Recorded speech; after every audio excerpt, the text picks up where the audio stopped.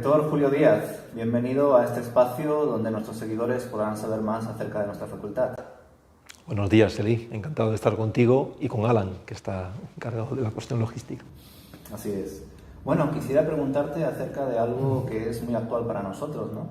Todavía hoy en día existen restricciones que nos impiden relacionarnos y realizar nuestras actividades de las maneras en las que antes las hacíamos. Por tanto, ¿cómo lo está afrontando todavía en este tiempo la facultad todas estas restricciones ocasionadas por la pandemia? Bueno, la pandemia ha sido un gran desafío para nosotros desde el primer momento. Es decir, cuando surgió la primera ola, estamos hablando de marzo de 2020, afectó muy seriamente a varios estudiantes y también profesores de la facultad, lo cual significó, como dije antes, pues una situación muy crítica. Pero conseguimos reponernos, es decir, pasamos de modalidad presencial a modalidad virtual para mantener las clases tanto de grado como de máster. Fue un gran esfuerzo, digamos, de logística para dejar todo preparado para que funcionase y siempre agradeciendo a todos aquellos que pusieron de su parte para que esto fuese así. Y conseguimos mantener así el curso hasta la final en el mes de junio del año 2020. Después, en el curso 2020-2021, decidimos, en un acto de fe, encomendándonos al Señor, decidimos comenzar el curso presencialmente. Eso sí, estableciendo un protocolo COVID muy estricto, que tenía mucho que ver pues, con el hecho de que había aulas burbuja, los cursos por grupos, cada uno en su aula. Estamos hablando de medidas de prevención, las que ya son conocidas por todos, distancia de seguridad, mascarilla, es decir, todas aquellas cosas que hemos incorporado a nuestras vidas, pero lo cierto es que durante este curso hemos podido funcionar. No ha habido prácticamente incidentes, salvo algún caso de estudiantes que tuvieron que ser, digamos, colocados en sus apartamentos porque habían tenido un contacto con personas supuestamente contagiadas, pero en ese sentido no hemos vuelto a tener más problemas y hemos conseguido, como digo, hasta hoy mantener funcionando el curso presencialmente, que es la modalidad que tenemos acreditada. No se puede olvidar esto. Sin duda, como rector, tu labor se habrá incrementado exponencialmente durante este tiempo. No obstante, también eres profesor, así que ¿nos podrías comentar qué asignaturas has enseñado durante este curso académico? En el título de grado en Teología he enseñado asignaturas como Metodología de la Investigación, Historia de la Iglesia, en sus dos niveles, primero y segundo, también Historia de los Bautistas, que es un área relacionada con la historia de la Iglesia. Estas son en el título de grado, y en el título de máster, en el curso pasado, estuve enseñando Teología, Historia y Teología de la Acción Pastoral. Fuiste estudiante de la facultad en ese tiempo llamado Seminario Teológico Bautista, ¿verdad? ¿Cómo fue tu experiencia como alumno en esta institución? Bueno, tu pregunta me trae muchos recuerdos, porque mi esposa Ana y yo llegamos aquí al seminario en el año 1986. Veníamos desde Bilbao, llegábamos a Madrid para comenzar una nueva vida, una ciudad que no conocíamos, una ciudad mucho más grande que la nuestra, lejos de nuestra familia, lejos de nuestra tierra, lejos de nuestra iglesia, pero veníamos con la expectación con la que llegan todos los estudiantes que visitan la facultad. O sea, lo cierto es que esos 3 años que pasamos en el Seminario Teológico Bautista Español, que era su nombre oficial, esos 3 años fueron años que recordamos con muchísimo cariño. Al principio no vivíamos aquí. Cuando llegamos al seminario, pues las habitaciones estaban ocupadas, entonces pasamos a vivir en un apartamento en la iglesia Buen Pastor, donde vivimos nuestro primer año. Y esto hacía que tuviésemos que desplazarnos cada día para venir a clase, y esto nos permite entender lo que muchos alumnos externos hacen en el día a día, que se desplazan desde otras partes de Madrid para venir a clases, tienen que regresar a sus hogares o incluso algunos se desplazan desde otras provincias. Así que entendemos perfectamente lo que esto significaba, pues los horarios, el tráfico, levantarse pronto para llegar a casa para estudiar. Bueno, sin duda un gran sacrificio, pero al mismo tiempo una experiencia muy buena que nos ayudó a valorar lo que estábamos haciendo. De ese tiempo recordamos especialmente pues, las relaciones tan buenas que establecimos con compañeros. Relaciones que se mantienen hasta el día de hoy, es decir, que han pasado muchos años, casi 35 años, y sin embargo esas relaciones se mantienen. Y luego también el hecho de de poder compartir experiencias, inquietudes. No vivíamos aquí ese primer año, pero sí vivimos los dos siguientes. Como dije antes, eran 3 años de estudios que conducían a lo que era la diplomatura en estudios teológicos. Ya después llegamos a niveles superiores, pero en esos años es lo que teníamos. Y ese intercambio de experiencias, de amistad, de aprendizaje mutuo. También con los profesores que tuvimos en ese tiempo, profesores que hasta el día de hoy son de referencia, no solamente en el pueblo bautista, sino en el pueblo evangélico de España, personas como José Borrás o como José Cardona, entre otros, ¿no? Es decir, grandes figuras del protestantismo español que fueron mis profesores, y eso fue un privilegio por el cual hasta el día de hoy puedo dar gracias. Esta facultad está camino de celebrar su centenario y quisiera preguntarte acerca de una inquietud que quizá algunos de nuestros seguidores tengan, ¿verdad?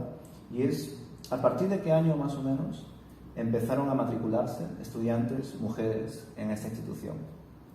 ¿Y cuáles fueron también las razones por las cuales el seminario tomó ese cambio, ¿verdad? Un cambio seguramente muy notorio, ya que no son muchos los seminarios, quizá ahora ya sí, pero hace poco tiempo no, ¿verdad?, que aceptaban el ministerio de la mujer. Es una pregunta muy relevante, Ali. Bueno, desde sus comienzos en el año 1922, el seminario siempre estuvo enfocado a la formación de varones, de hombres, ¿no? Sobre todo en los años 50 y 60, en la segunda etapa, ya después de la guerra civil y la posguerra, comenzaron a llegar al seminario ya matrimonios con hijos, y en ese caso se estableció un programa especial para las mujeres de los seminaristas. Por supuesto, no podía ser el programa, con la mentalidad que había en esa época, no era el programa que se impartía a los alumnos que estaban preparándose para ser pastores, porque también hay que decir que en esa época los que se preparaban en el seminario eran para servir como pastores exclusivamente en iglesias de la Unión Evangélica Bautista de España. Así que seguían un programa paralelo para formarlas como esposas de pastores. En el año 1977 llega al seminario la primera mujer, una joven, para hacer el programa completo de estudios en el seminario, Rosa María Madrigal. La conocí, actualmente ya está en Albacete. 1977, y se graduó en 1980. Es la primera mujer que completó el programa de estudios. Por cierto, una estudiante muy brillante, es decir, por las referencias que he sabido de ella, por su propio expediente, que aquí consta todavía, y porque la he conocido y la tengo por amiga. Así que entonces ella cumplió muy satisfactoriamente ese proceso. Cuando finalizó sus estudios, no se incorporó al ministerio pastoral en una iglesia. Todavía nuestras iglesias no estaban preparadas para ese cambio. Sí que hubo una iglesia que le llamó para ejercer un ministerio dentro de la iglesia local, no el pastoral, y en esa iglesia sí que todavía vinculaba. Así que podemos hablar de 1977, y a partir de ahí fueron llegando otras mujeres muy puntualmente, personas como María Amparo Montagut en los años 80, o incluso, permitidme que hable de mi propia esposa, Ana Isabel Blanco. Ella fue la primera mujer casada que completó el programa de estudios, graduándose en el año 1989. Es decir, igual, el mismo que hice yo y otros compañeros. Muy buen dato. Y creo que sin duda las personas que nos están escuchando ahora verán tu sensibilidad por lo relacionado con la historia, ¿verdad? Nos estás dando datos, fechas, nombres, y esa es la siguiente pregunta que quisiera formularte, ¿verdad? ¿Por qué tienes esa inquietud, esa sensibilidad por la historia? Bueno, pues yo creo que me viene desde niño. O sea, ya desde que era un jovencito, cuando salíamos al campo o a algún lugar, me gustaba buscar piedras o pequeños objetos, a veces trozos de vasija rota, y pensar que eso tenía historia, ¿no?, que tenía muchos años. Y yendo de excursión, incluso a veces a la montaña, con mi familia, pues recuerdo un lugar donde estuvimos donde había restos de vasijas y cogí unas cuantas de ellas que guardé durante muchos años. Ya siendo más mayor, cuando viajábamos, a veces por España, y veía un castillo en ruinas, pues tenía un impulso casi natural a ir allí a ver si encontraba alguna cosa. Luego me recordaron que efectivamente que eso es patrimonio del Estado, ¿no? Y no se puede excavar allí con un pico y una pala, cosa que no hacía, ¿no? Pero vamos, que si hubiera podido, lo hubiera hecho. Pero sí, es decir, pero de alguna forma ese interés, esa motivación que yo tenía se consolidó durante mis estudios en el seminario. Es decir, que del plan de estudios que había entonces, cuando estudiamos mi mujer y yo aquí, de todas las asignaturas, las que más me gustaban eran las que tenían que ver con arqueología, con historia de la Iglesia. Es decir, ahí, no sé, encontraba mucha pasión en todo ello. Tanto es así que después, cuando continué mis estudios en el futuro, pues me decanté por esa línea, ¿no? Por esa especialidad, por la historia de la Iglesia y de la teología, que es el área pues, donde me formé, tanto en mis estudios de licenciatura como después también en el doctorado, aunque también el doctorado tiene mucho que ver con la teología pastoral, pero también desde una perspectiva histórica. Muy bien. Una de las áreas fundamentales de la facultad en sus estudios teológicos son las prácticas externas. ¿Nos podrías compartir acerca de cómo se gestionan y se realizan las prácticas externas en cada año académico? Tiene razón en que las prácticas externas son un área fundamental en la formación de los estudiantes aquí en la Facultad de Teología. Con ello, con las prácticas externas, lo que intentamos es que la teoría se lleve a la práctica y que los estudiantes puedan fortalecer y desarrollar sus dones y habilidades precisamente en el lugar o en los lugares donde van a ejercer su ministerio.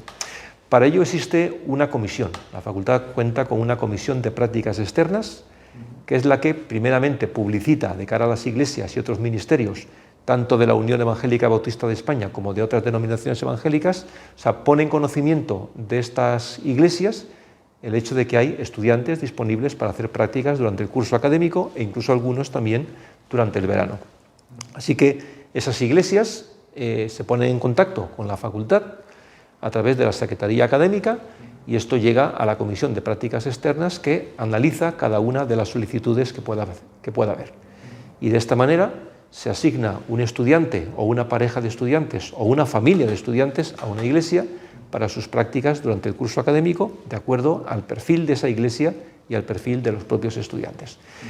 Y es una experiencia sin duda muy buena, formativa, muy buena para los estudiantes, pero también como experiencia de vida. El hecho de conocer otras iglesias, otros modelos de iglesia que no son el de la iglesia de origen, eso afirma mucho, por una parte, la vocación, pero también abre la visión, ¿no? la amplitud de visión acerca de lo que es la obra del Señor. Qué bueno es escuchar las oportunidades que nuestra facultad presta a todos los estudiantes que están aquí, especialmente en la titulación de grado, ¿verdad? Y por eso, por último, quisiera preguntarte acerca del título de máster en teología y que nos puedas compartir acerca de herramientas y recursos que los estudiantes que acepten el reto de estudiar el máster en teología puedan realizar, ¿verdad? ¿Qué recursos obtienen? ¿De qué manera también se desenvuelve el estudio del máster? Y hasta incluso, si cabe, cómo se realizan las prácticas. Muy bien. Bien, o sea, los estudios de máster son estudios especializados en teología. El programa de máster es un programa de posgrado, efectivamente, para el cual hay que tener previamente un grado, no específicamente en teología, o sea, puede ser en cualquier otra disciplina universitaria. Esta es una característica muy destacada de nuestro máster en teología. O sea, no es profesionalizante, es decir, el máster no te prepara para el ministerio cristiano, sea pastoral, sea educativo, sea en otras áreas del ministerio, pero lo que sí te hace es introducirte a nivel mucho más profundo en el ámbito de la teología. Sobre todo aquellas personas que tienen inquietudes de un mayor conocimiento bíblico y teológico. Lo que sí encontramos es que muchos de nuestros alumnos de máster, aunque no hayan cursado previamente un grado en teología, son personas que tienen mucho interés en el estudio bíblico y teológico. Es decir, que llegan al máster muy leídas, han leído mucho, conocen muchos autores, muchos teólogos, tienen preguntas, tienen inquietudes que traen en clase.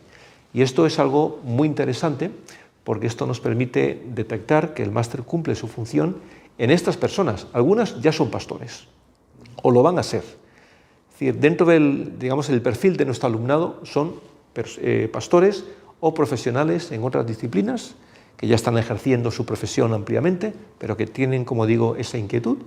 Y ahí se logra pues, una compenetración muy interesante que se evidencia en los diálogos en clase. Es decir, las preguntas, los comentarios, las aportaciones reflejan el origen de cada uno, pero como todos los alumnos se enfocan en ese tipo de formación.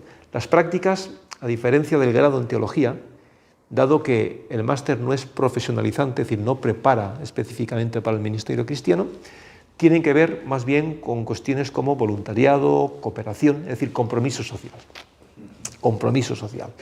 Por eso esas prácticas se realizan en entidades como Diaconía. Por ejemplo, tenemos un convenio con Diaconía Madrid para que se puedan hacer ese tipo de prácticas. Generalmente pueden ser pues, de apoyo a personas en exclusión social o personas en marginación, es decir, y más en tiempos de pandemia. Precisamente la pandemia, uno de los aspectos que ha puesto en evidencia es la necesidad de fortalecer estos grupos de población, y ahí están nuestros estudiantes de máster pues, al servicio de Diaconía, o incluso ONGs, no necesariamente evangélicas, donde ejercen esas prácticas, y lo mismo, combinando teoría y práctica. Lo que están aprendiendo en las aulas lo están poniendo en práctica pues, en la vida social, que es donde nos desarrollamos todos.